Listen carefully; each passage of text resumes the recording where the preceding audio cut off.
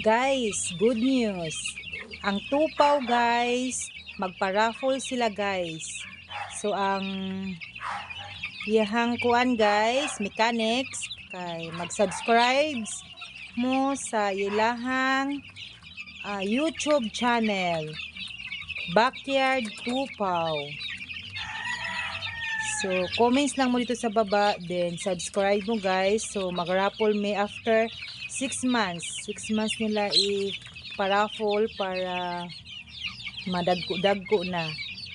Then, kung katong mga lagyo nga makadaog, so kamo na daw magbayad sa shipment. Mao na ingon ni 1 paw guys. So, ang buhaton lang, subscribe, comments. Then, after, isulat na ni 2 paw ang mga nag-comments pagkahuman i-raffle niya. So gikan karon, so mga 1 month naman ni siya.